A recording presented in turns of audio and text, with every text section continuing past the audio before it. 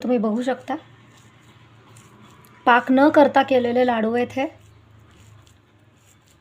चला तर मग कृती बघूया आपण। इथे बदाम घेतलेत मी,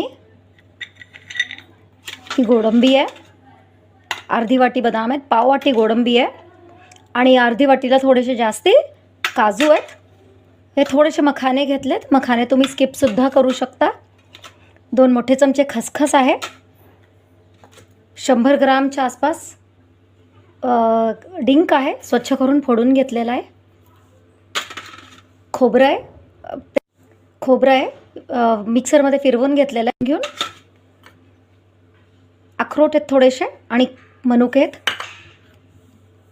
खजूर आहेत, तुम्ही खजुराच्या ऐवजी खारीक सुद्धा घेऊ शकता।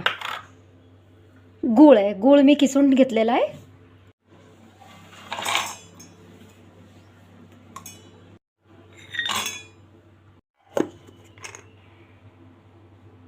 इथं बदाम आणि काजूची पावडर तयार आहे आपली, फार बारीक केलेली नाही आहे ही। इथे आपली काजू बदाम आणि गोडंबीची पावडर तयार आहे। आता आपण हे तुपामध्ये भाजून घेऊया।